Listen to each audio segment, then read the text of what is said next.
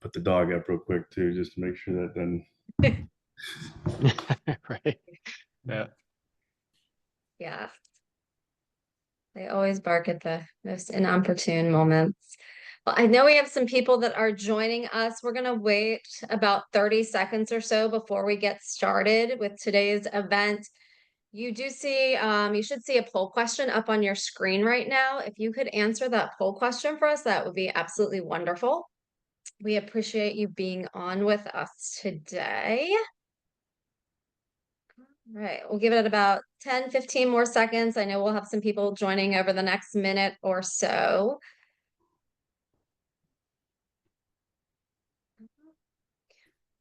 Okay. Well, welcome to today's Environment and Energy Leader webinar sponsored by GridBeyond. My name is Jessica Hunt, and I'm one of the owners of E&E Leader. And on behalf of our entire team, we welcome you to today's event. Before we dive into the actual content of why everyone is here today, just a few reminders for attendees. You do have the opportunity to submit questions for both Joe and Ben before the end of today's event. We will do our very best to answer all of the questions live today. That being said, if we don't get a chance to answer your specific question before the top of the hour, we will follow up with you as soon as possible. As always, we will have questions about the slide deck, which will be provided post-live event today, so do not worry about that. Feel free to sit back, listen to the discussion. No need to take notes today. If you do have questions, as mentioned earlier, please submit using the Q&A widget that's at the bottom of your screen. Also, attendees have the ability to chat with each other during today's live event, so feel free to chat. Let us know where you are calling in from, why you decided to join today, and thank you to those who have already answered the poll question that is up on the screen. That just kind of gives us some direction for the Q&A later in the event. But at this point, I am going to turn the presentation over to Joe and Ben, and I will rejoin everybody for the Q&A. Great, thanks, Jessica. And welcome, everybody. Before we begin, I'm Joe Hayden, Vice President of Revenue for North America for GridBeyond. Been with the company for about 7 years now, but have been in the utility space and in demand response for closer to, well, longer than I care to admit. But I'll let Ben introduce himself, and then we'll proceed into the content of our discussion and presentation today. Thanks, Joe. I'm Ben Sigrin. I'm a senior product manager working with Joe in GridBeyond North America. So I lead the development of our forecasting optimization control software and have a previous background as an energy researcher. Thanks. Thanks, Ben. And so what we'll be talking about today is how to best optimize your potential electricity load into the grids, such as the RTOs, such as ERCOT or PJM, SPP, CAISO, et cetera. What they're looking for from your electricity loads, what are the opportunities to monetize what your load can mean to them, why it's important to them, and then how to maximize that potential revenue capture through taking advantage of those programs that they have in place because they essentially need your help. So what is the current context of the market situation? Well, from a very high level, of course, we're talking about here another phase of the great displacement of, core energy, core resources that are producing electricity for us. And of course, over the years, we've seen 3 of those. We're certainly well into the throes of a 4th one now, with renewables taking over certainly the broader majority of generation that is expected and will continue to grow. Certainly, every one of these have had their own set of issues or own set of challenges. Renewables are no different. Obviously, there's strong reasons we want to go in this direction, and that's certainly from the environment standpoint. It's also from a standpoint of when they're available and abundant, they're very, very cheap. to produce electricity. And of course, when they're not, well, then that's a bigger challenge as well that we have to account for. And so what is an ERCOT, what is a PGM looking for in getting help from you?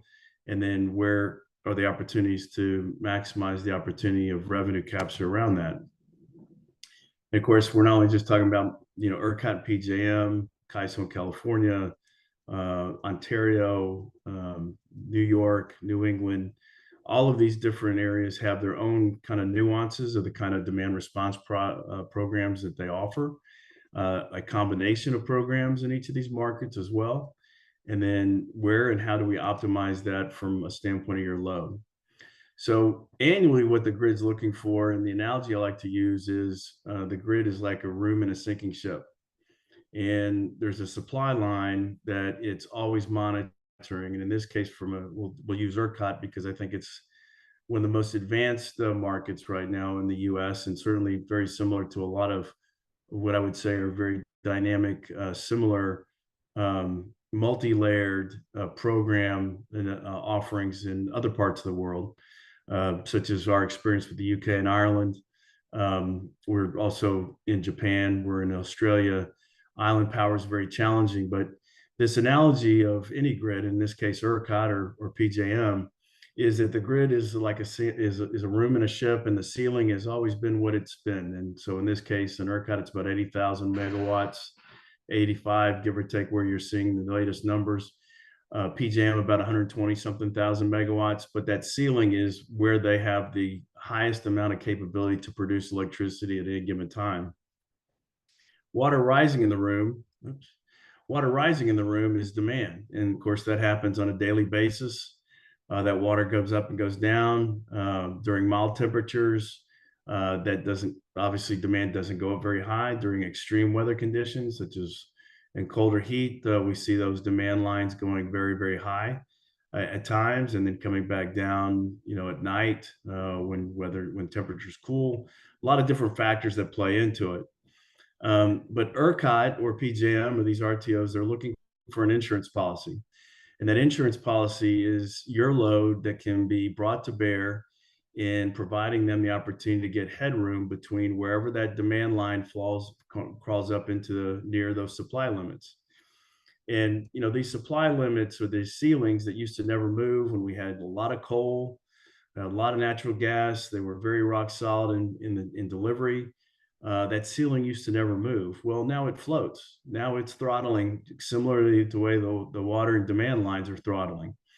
And so now it's another level of variables that an ERCOT or a PGM are looking at that are saying, okay, how do I plan for this? How do I avoid ultimately the worst case scenario, which is that supply and demand line coming together or getting precariously close to each other, creating a huge amount of volatility, creating a lot of havoc in the form of rolling brownouts or blackouts, or even a complete and total failure, of which everybody knows during Winter Storm Uri, we came within 3 minutes of that happening if we hadn't figured out how to clear some of these FERC mandated imbalance issues that we had to address. So that's the big reason these programs are in place. That's why their values are what they are. In this case, this is an example of PJM's programs, and ERCOT, we've got 4CP, we've got non-spin, we've got ERS, ECRS, RRS.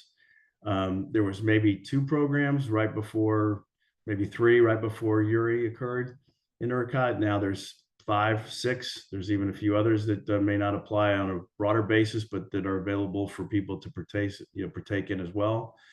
And then, the question is, what is your appetite and ability to take advantage of these programs if you're going to be that insurance policy that helps ERCOT get that headroom, or PGM get that headroom between the demand line and the supply limit? So from a standpoint of that challenge, we're helping you optimize the capture of these programs with your ability on how quickly you can turn down your load, what susceptible risks you're available to consider relative to the economic gain. Are there real-time prices that you're trying to avoid? When electricity, if you're exposed, say, to an index contract, or you haven't hedged your position, what are those price points that you do not want to be exposed to, that you want to come offline because it's just too expensive to run your business? How much disruption in minutes, percentages during the course of a year are you willing to be available to provide this insurance to ERCOT? And as you can see in each of these different programs, there's a value per megawatt per year. There's a time frame of when to respond. Sometimes, depending on the program, there's a variance as to how long you need to hold in providing that assurance to ERCOT that this headroom that is being dangerously approached by demand is the situation at which they will call and dispatch to get that breathing room between those factors. So most of the time, of course, there's plenty of headroom. Most of the time, vast majority of the time. I mean, we're talking anywhere between 3 to 8% or so of time in the course of 8,760 hours in a year. About 3 to 5% of those hours being available or allocatable on some level for some kind of a program, depending on what those restrictions or parameters that you're able to accept in operating your own business. And so what are those conditions of which we are setting the percentage of hours in a course of a year to be available, to be monetized, and to be optimized for not only helping the grid, but also allowing you to produce a nice revenue stream for your business? What's the cost of power? What's your uptime requirements, as we talked about? Are you operating currently at a full production level? Of which case, by default, at 100% capacity, you have no headroom to give. You have no optionality or flexibility in which to provide for these programs. But if you're not at 100%, by default, you do have the ability to pause occasionally and make up that difference later on once you've cleared that commitment you've made to an ERCOT or an SPP or a PJM. Historically, a lot of these assumptions have been made at the meter level or at the site level. There's now technologies, there's sensors, there's monitors, there's controls, there's automation that allow us to capture flexibility at the sub-meter level and be able to capture that flexibility into a monetary opportunity as well. And of course, doing this and allowing these ERCOTs and PJMs of the world to account for your flexibility supports the adoption and the rate of adoption of which to get wind and solar generation more widely implemented on the grid, and of course reducing emission costs, carbon emissions as well. So how do we optimize on this? Well, we're taking these factors into consideration in determining what would be the best alignment for your operation. Some of these programs, are based on priorities. So maybe the first one is, which one of these programs provides the greatest value?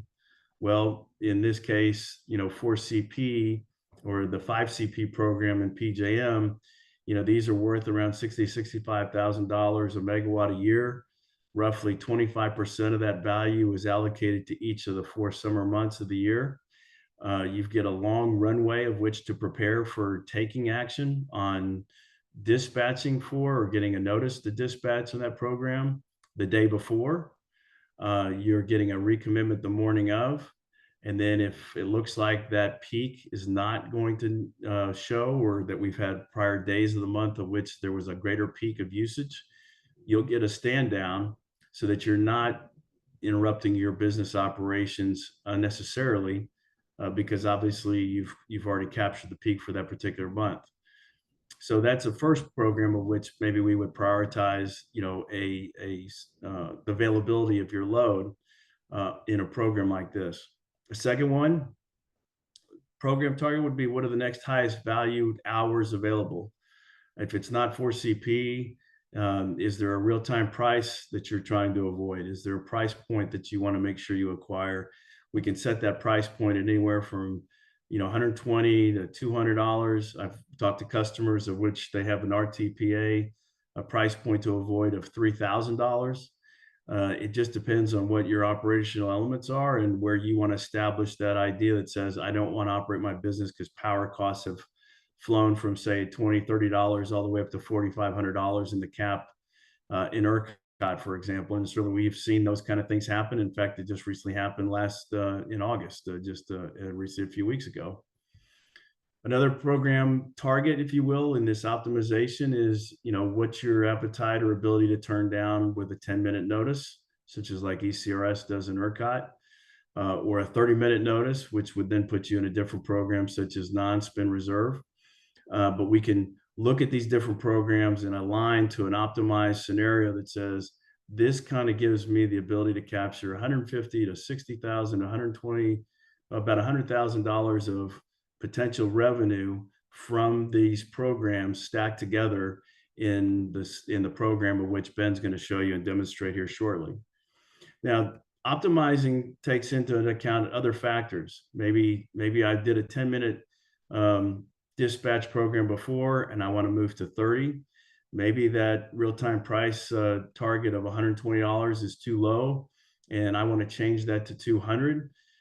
Every time I go or raise that RTPA price based on if nothing else changes, and of course these are very dynamic markets, but when they do change, that also changes the amount of percent of downtime of which I'm committing to ERCOT or PJM or these other markets of which to be available. But we can change those. We can optimize and change those based on those nuances of what you're seeing as to how that's impacted your business, while at the same time participating in helping the grid in being more reliable. And then we can fine tune that scenario. So it's not necessarily, like I said, that this is a site level commitment. This can be at a sub-meter level commitment based on flexibility within your operation. Can also be looking at maybe we reduce the number of hours of which we are being exposed. And so we take certain hours out of that commitment and reduce the number of hours. Maybe it's reducing the amount of load. It's not an all or nothing scenario here. We can do fractions of load or portions of load and bring those to bear. All this being voluntary, all this being you setting and determining how you want to participate. Again, the ultimate objective of these RTOs and ISOs is they're equal opportunity megawatt harvesters, and they're harvesting these megawatts to be available that they can count on when they have to address this issue about headroom between supply and demand. Now, a lot of people ask us, well, what is the pricing going to look like? What are these values going to look like in the next year or the next 4 years or the next 5 years? Well, obviously, if we had that kind of crystal ball, Ben and I would be doing something a whole lot different than spending some time with you here today. But knowing and understanding those influences to those values is certainly very important as well. And in this case, certainly one of them is if you were to reduce those hours, are tied to the heat of the day, the cold of the day, the severe temperatures, typically, not always, but typically, those are the highest based hours in these kind of programs. So take that into account. But other influences, of course, are in general milder temperatures. We've had a mild summer here in ERCOT. This summer is not near as hot as what a lot of forecasts had predicted. So values and prices of these programs have come down.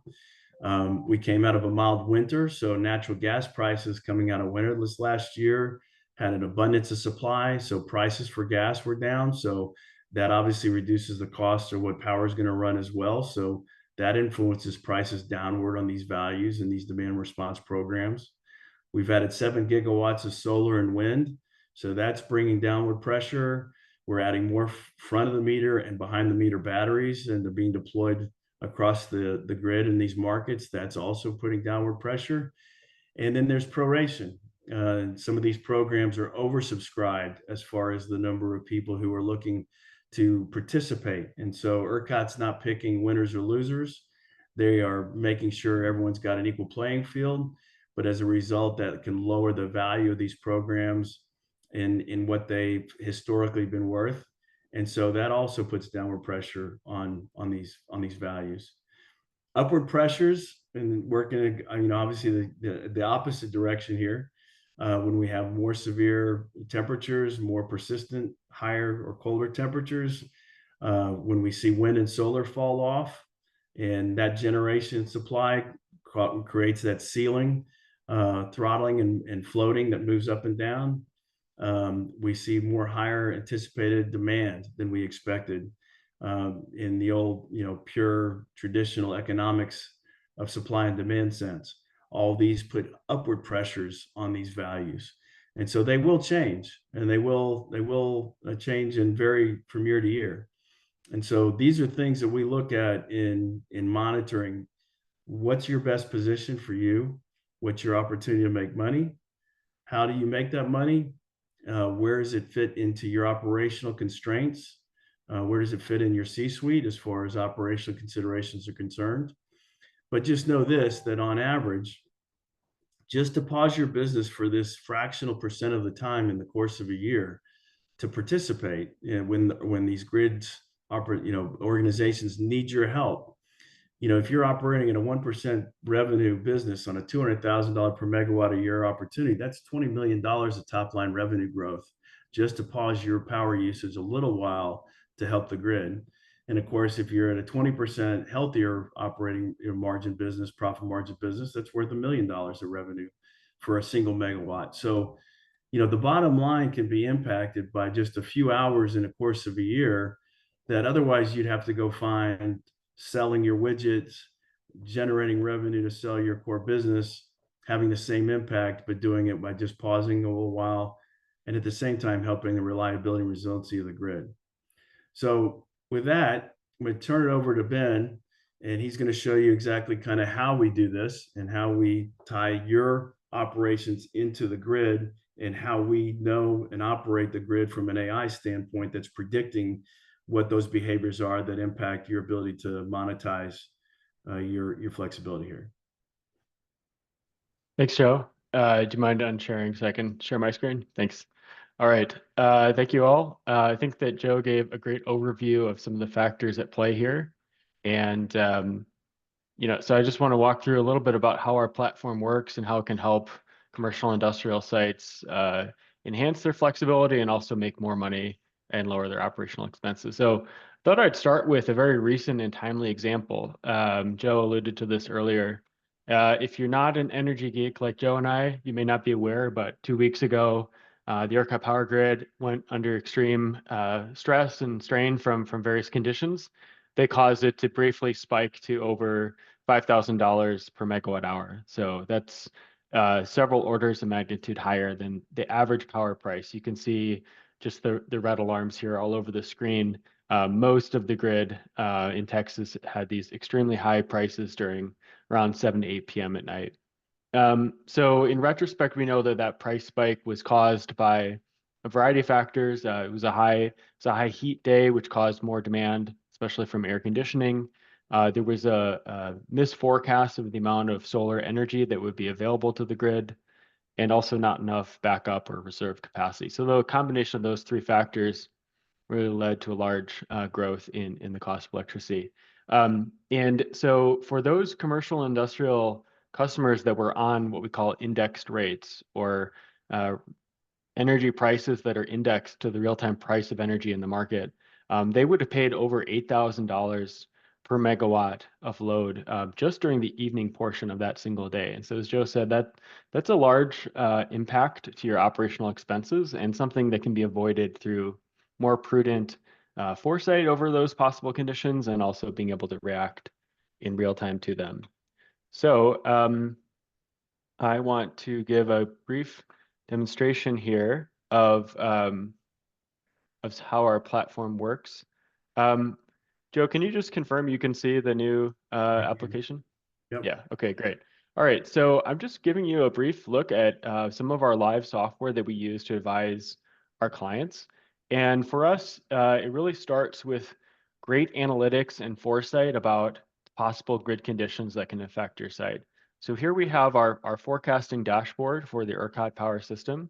I have it just selected for the last 3 days of performance and what we're predicting for the next 3 days. And so here you can see just a live look at all the various factors that we're forecasting are going to affect sites in Texas. What real-time analytics around what the grid demand is and their load, but also forecasts of the various power prices that are affecting these sites. So whether you are participating in ancillary services, like Joe mentioned, where you can offer your flexible capacity into energy markets as a kind of insurance policy. You're in market being paid to provide that capability, really just being paid to be available and very rarely dispatched and needing to curtail sites. But also for sites that are on indexed rates or real-time price of electricity, we provide a variety of forecasting models that help our clients understand what are those potential exposure risks and how can I better avoid them. So here, for any sites that are indexed to the Houston hub, we provide our day-ahead price forecast, so a price forecast that looks out 7 days in advance. Our real-time price forecast that looks out, that's available up to 48 hours before the real-time price of electricity. Now, this real-time price forecast gets more and more accurate the closer that you get to the actual event. And you can see that we're quite good at forecasting electricity prices with about an hour, 1 to 2 hour advance notice. Here you can see what we forecasted for the last 2 days for this hub, and also what we're forecasting for the next 48 hours or so. So all of our forecasting models are using machine learning technology. That gives us a lot of flexibility in how we can create solutions that help our customers. Machine learning technology means that we're able to train on historic pricing events within the grid and learn from those trends and learn from those grid conditions that tend to drive high prices and price volatility in general. So we and our data scientists are constantly collecting data on weather, on fuel prices, on grid conditions, and all of this data goes into our models to come up with the best possible forecast of what power prices could be now and up to 2 days in advance. Also with machine learning, it's important to not just look at the single point estimate of what the price would be, but a range of potential outcomes. Because you always want to plan for potential contingencies and say, you know, what if this event happened? What if a different event happened? So for all of our forecasts, we provide what's called probabilistic forecasting, and we say, here's a specific probability or percentile of what prices could be. So in this forecast, I'm able to enable, you're seeing what our median forecast is, or our 50th percentile, that we think there's a 50% chance of prices being higher or lower than this amount. But we can also enable a range of a high and low range here to say, oh, okay, looks like on this day there is at least a 5% chance of prices spiking to the system-wide cap. So we provide a variety of price forecasting as well as other system conditions to our customers. So not just what prices are, but what does solar and wind generation look like on the grid? These are key factors that influence future prices. What is the overall demand on the grid, and how can you anticipate those moments of stress and strain, and many other factors therein. So these really go into ingredients for our recommendations for our sites to say, how can you best operate your site to avoid high energy costs, avoid high demand costs, demand charges, but also offer your flexibility into energy markets and make money during those hours when power prices won't be as high. So I'd like to show a little bit about what we recommended on August 20th, that high heat day that I mentioned earlier. So here I have pulled up for an example 1 megawatt flexible load. This is an example data center that has 1 megawatt of flexibility throughout the day. And you can see that this particular site would have earned approximately $8,000 just over a single day of operations. So it starts, as I mentioned, with our price forecasting, and I showed this earlier, but here is the kind of information that this site would have seen the day ahead and throughout the day about what are we predicting prices will be, what is the range of potential outcomes, and then once prices have cleared, you can compare them to what we actually forecasted.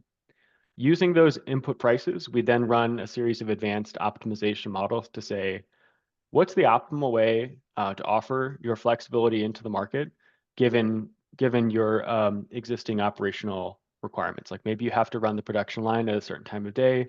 Maybe there's only so much flexibility that your site could provide.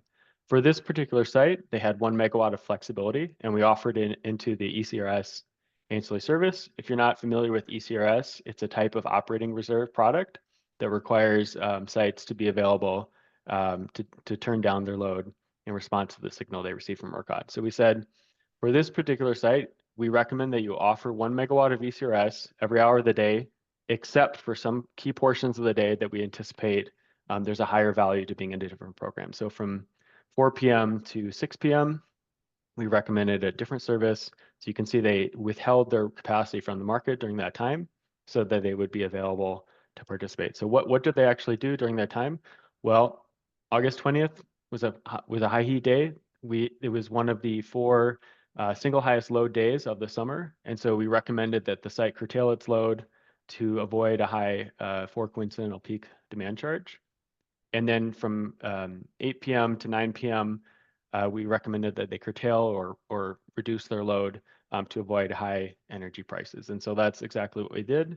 And cumulatively over that day, the site earned approximately $8,000.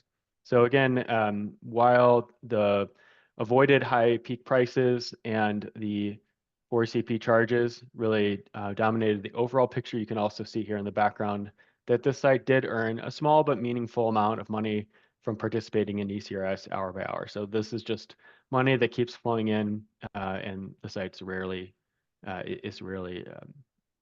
dispatched to provide the service. So that's a little bit about our product demo for market optimization, but I want to take it to that next level. So far what we've been talking about are sites that are participating in markets purely through curtailment, meaning purely just reducing their energy consumption. But what if you could not just reduce your energy consumption, but also shape your overall industrial processes around the energy market? That would unlock even greater value, because if you had the amount of flexibility to shift or shape your load over time, you could still achieve your industrial production targets while achieving a much lower overall operational expense. So we call this process optimization or production optimization, optimizing the very production of the industrial product itself. So here's an example case study of a cement plant that we worked with in England, in the United Kingdom. So this was a cement manufacturing factory. And so here you can see that, first of all, our site engineers go into the site and help our customers have a very deep understanding of the specific components of their industrial load. What is every step along the production line? How much energy is it using? When does it use energy? So for each of these major subcomponents of the load, we'll put a sensor on that component of the load to be able to measure its energy consumption in real time. And those types of information analytics allow us to better target how each component of their load could be addressed. So we're very good at understanding these industrial processes, and we want to be able to understand how you make your core business product without actually disrupting those activities. So here you can see we placed a number of sensors and PLC controllers on each of the major components of this site's load. So this shows a comparison of how the site was operating before the GridBeyond technology was deployed to site, and then how we advised them on how they could shift and shape their load differently. So here you can see on the top figure, the green line corresponds to the actual, the purple line corresponds to the actual raw mill load throughout one example day. And the yellow line corresponds to the real-time price of, the day-ahead price of energy for this site. So you could see that previously the site was actually timing their energy consumption at, honestly, the worst possible time. Their highest load was during the highest price period of the day. And instead, using our optimization model, we were able to unlock more flexibility to say, if you can just shift your industrial production schedule slightly 1 hour earlier in the day, then you can time these production activities to be coincided with lower costs of energy. So just shifting their industrial activity 1 hour earlier was able to save that plant thousands of dollars.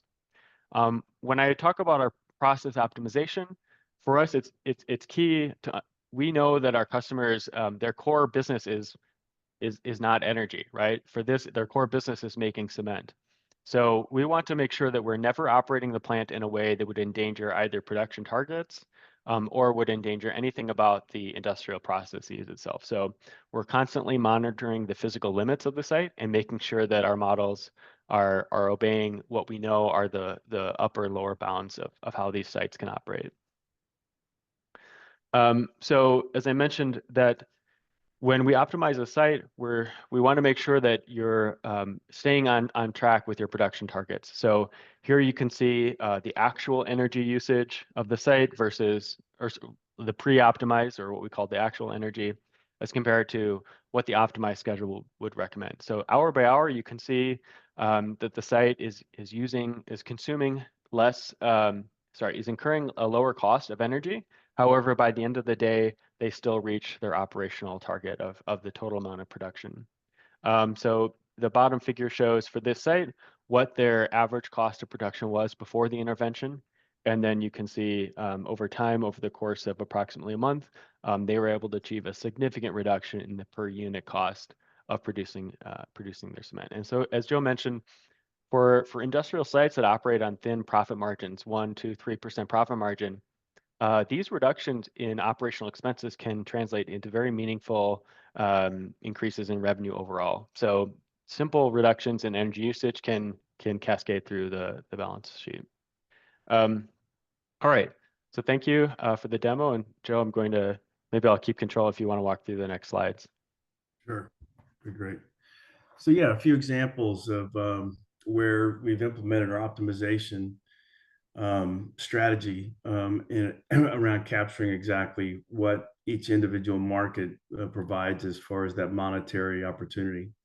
And it's all, again, based on a per megawatt basis, and they're harvesting these megawatts and they're paying you for that insurance. And so in this case, with CMEC, we did it's an aluminum smelter, and we essentially supplied 100% renewable electricity to the site through PPAs and some other contracting instruments. Was working with a hydro generator and rectifiers, and GridBeyond's point platform tied that site into those grid services. And so we optimized the operation. Monthly revenue was increased. They were able to reduce their carbon footprint. We certainly monitored and reported on their energy usage. A lot of what Ben was sharing is stuff that can be instantaneously shared from a standpoint of performance, from a standpoint of results, and how you're tying into those grid services. And a lot of this is taken out of future earnings from these programs once they're settled with the RTO. So there's no upfront costs associated with deploying some of the equipment and infrastructure, the sensors, the monitors, again, to the point of your appetite and comfort level, the controllers, in order to tie in and achieve that maximum revenue capture. And so this was a 40 megawatt site through what was called the frequency response programs. Next one.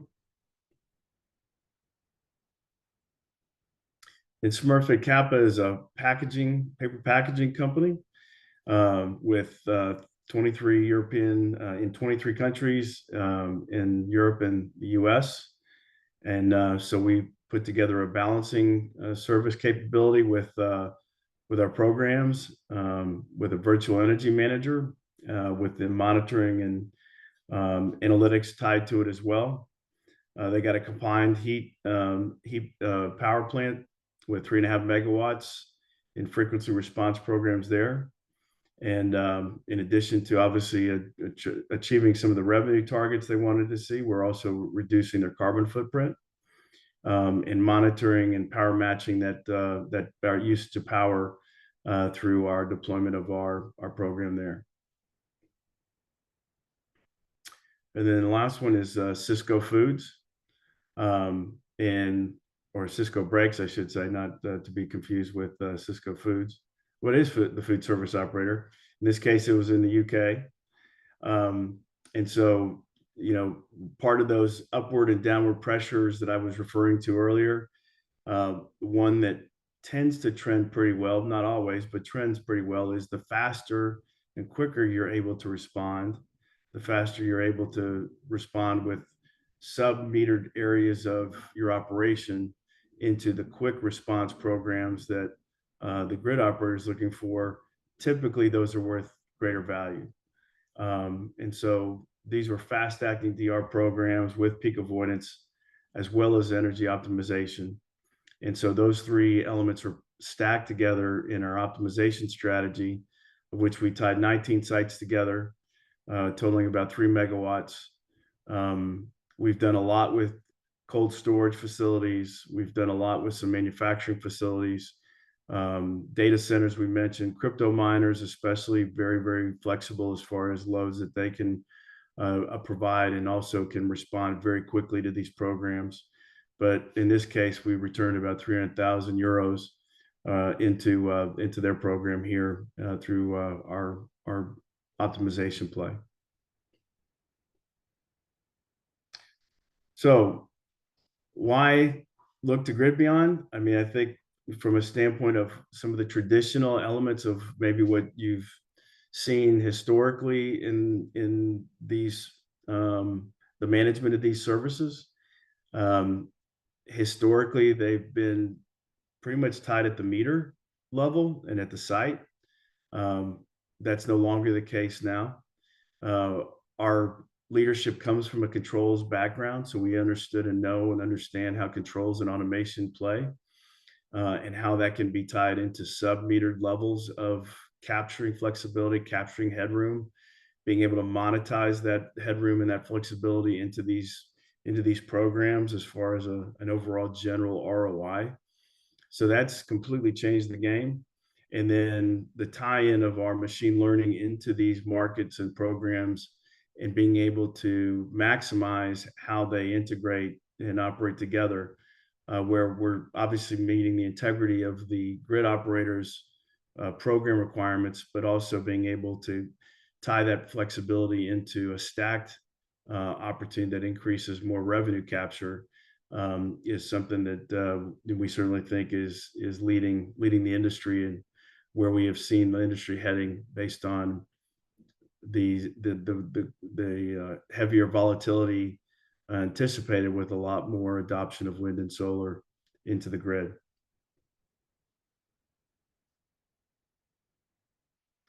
So, what are the elements of success? I think it's understanding your business, understanding the grid, how we tie and match those dynamics into, again, what is the theme of our presentation discussion here: how to optimize the opportunity.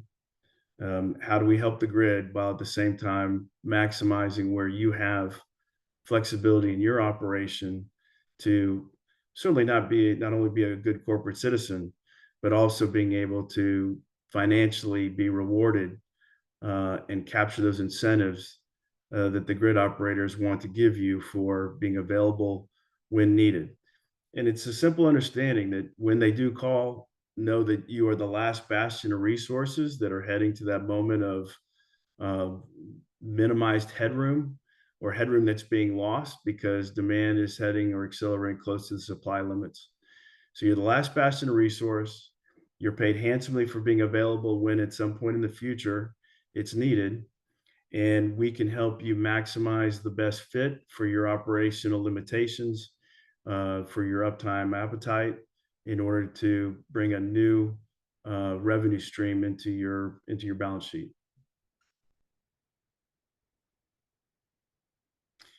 So, the basic premise I started with is these markets are equal opportunity megawatt harvesters, and the alternative to not having these flexible assets from your operation available to them is not a pretty picture.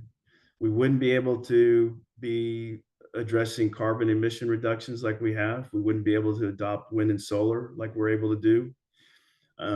Some markets have what are called reserve margins that are 25-30% of headroom between what they're building out in the infrastructure to what demand is expected. because it's not a very efficient way of working the supply side against the demand side. We think ERCOT and we think other markets around the world are certainly showing the ability to drive efficiencies through the right incentives with the right menu of offerings that can capture a win-win for both them and for you. And that's what GridBeyond is all about. It's monetizing and optimizing these different programs in addressing the needs of the grid while at the same time making a real revenue impact to your bottom line.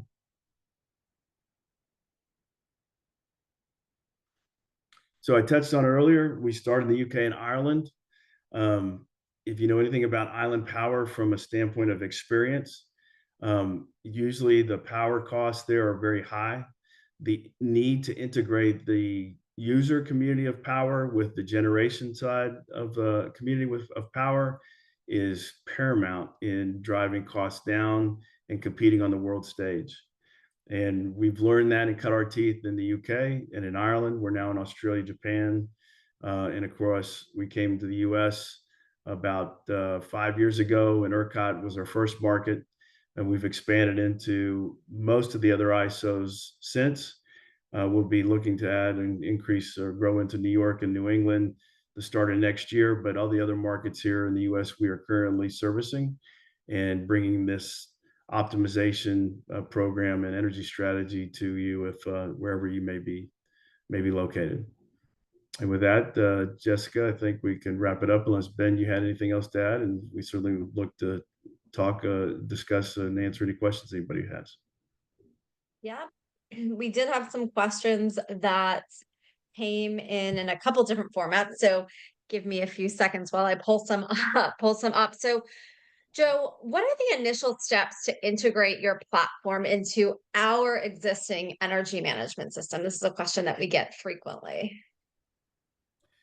So we've got a team of field engineers and deployment experts, and of course, our customer-facing team of BDMs who've got a huge and vast amount of experience in exactly this premise, where we would sit down and we would assess and review where your areas of flexibility are, what areas are not flexible, how is your operation operating from a standpoint of capacity? Do you have the opportunity to pause? Do you have the opportunity to make up for potential pauses when the grid is calling you to actually take action to help with that headroom? And we can give you both a indicative proposal as to what that financial model looks like. We can identify what potential equipment might be involved, how that's deployed and financed through the grid service programs that are available. And we can also take a look at what you've done for the last 12 months or 24 months. And we can do a backcast that can say, you know, if we had looked at your operation a year ago and we were able to put in this optimization energy strategy and what we think you could have done, this is the difference in the kind of revenue you could have made or would have made if you had worked with us versus, say, your current energy strategy. And to give you an idea what that looks like from a practicality standpoint, our AI tool is predicting and calculating and learning what are the behaviors of each of these markets. What are the behaviors of the grid in each of these markets? And just to give you a sense of comparative thinking, in PJM, for example, we do a 5CP predictive modeling tool.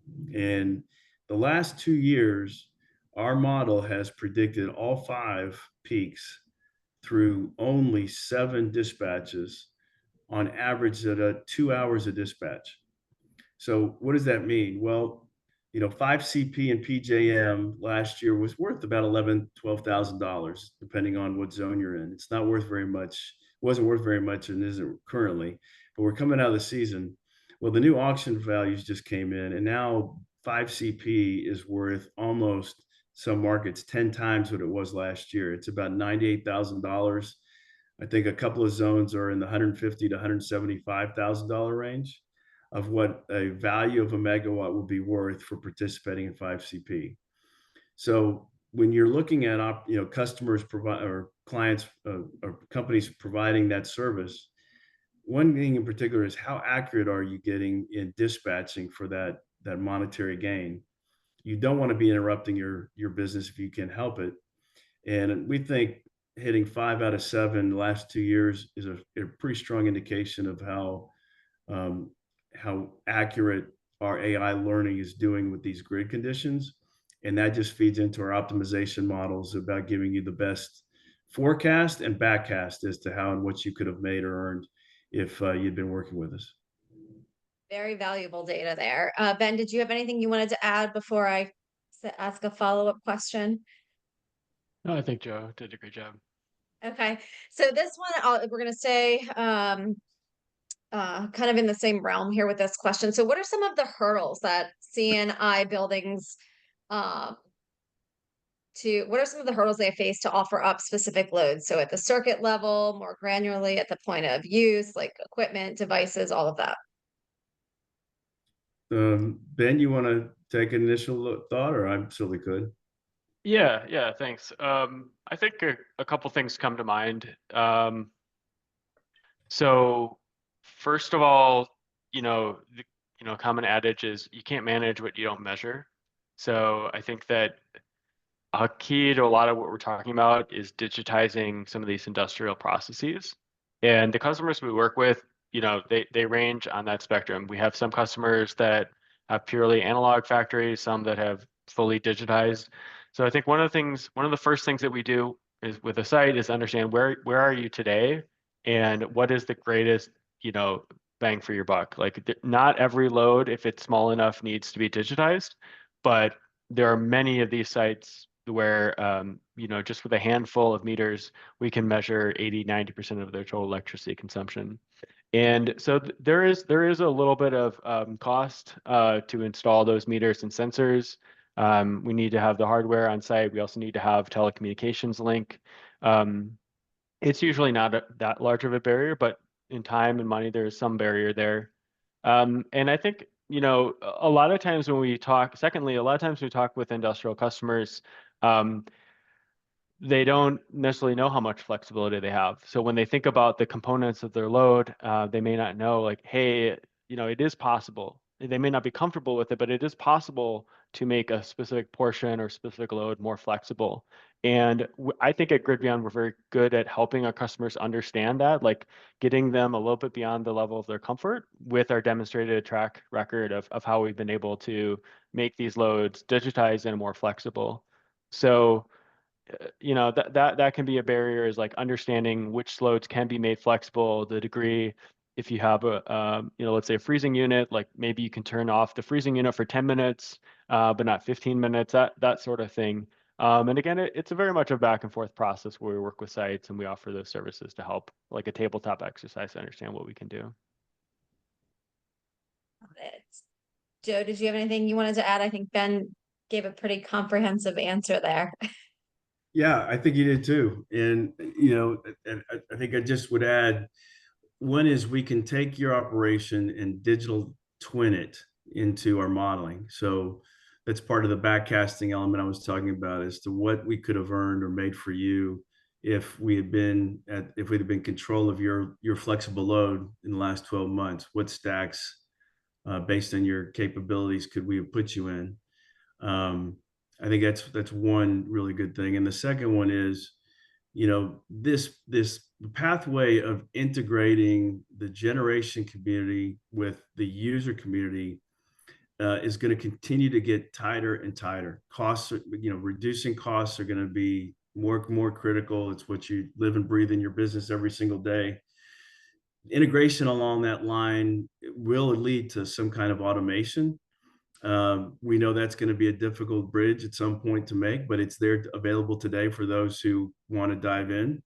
But we can crawl, walk, and then run into where and how best to increase and improve the revenue capture around those optimization initiatives and that energy strategy.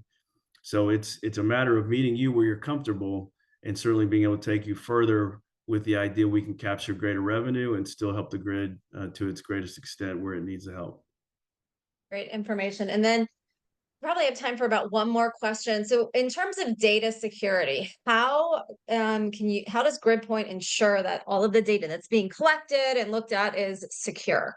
Because that is a question that's going to come up from most of the clients, if not all that you work with. Sure. Ben, I'll let you take that because you're certainly our data scientist. Yeah, we treat customer data very seriously. Security and confidentiality are quite important to us. So, I mean, we operate a lot of kind of standard cybersecurity practices. So when I talked about the cellular communication, I mean, those are over encrypted channels. The data itself is encrypted. We have a managed service through our cloud platform provider that we regularly audit for cybersecurity practices. In general, our operations are siloed. Different customer data is never allowed to freely mix with other customer data. There are also cases, so we generally operate in the cloud, at AWS and Azure type computing cloud environments. There are cases where we need to have what we call an on-premise solution, where all computation, all data is stored physically on site. That is an option that we offer. Those tend to come up with either utility and electricity utility customers or customers that are in highly regulated industries, defense industries, that sort of thing. So that's an option we also provide. To date, we have not had a single data breach. Hopefully that stays the same, but we treat data security and data confidentially quite seriously. Jessica, sorry, you're on mute right now. I realized that the dogs were barking upstairs. I didn't want that to interfere with our conversation. We are almost out of time now, so I'm going to give the floor actually to Joe, you, and Ben, just to leave us with. I know you had a takeaway slide, but any other tidbits that you want to mention before we close up today? And also, just as a reminder, this event is going to be available to watch on demand, and there will be a copy of the slide deck provided to attendees. So Joe, I'm going to give you the floor and then you can turn it over to Ben and I'll close up. Yeah, so we talked about the optimization here. Discussion was around how best to engage tomorrow, if you will, with what the opportunities of the grid are providing for that flexible load. And every industry's got some level of flexibility. Some industries have a lot more flexibility than others.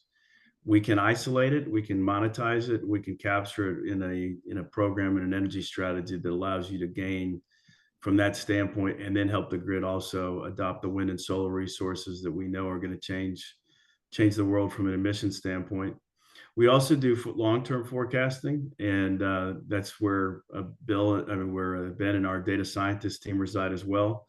We've seen some questions that have come in the Q&A portal that we'll capture and certainly make sure we get back out to you on that front, as we didn't have a chance to talk or cover those today.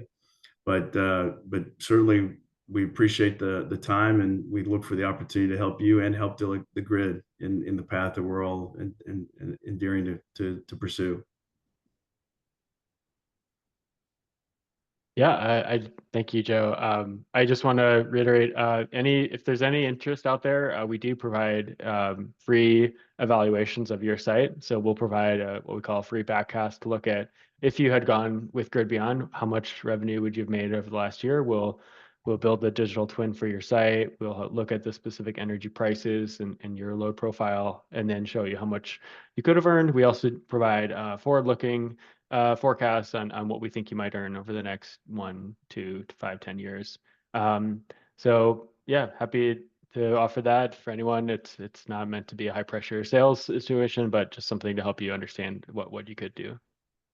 Wonderful. I think that's the perfect way to end today's event. So thank you for being on with us. I know we have people from all over the world joining today, so we truly appreciate you spending part of your day with us. And at this point, we're going to conclude the webinar. And thank you, Joe and Ben, for a wonderful presentation and discussion. And we look forward to working with you guys soon. Thank you, Jessica. Thanks, everybody. Thank you. Take care.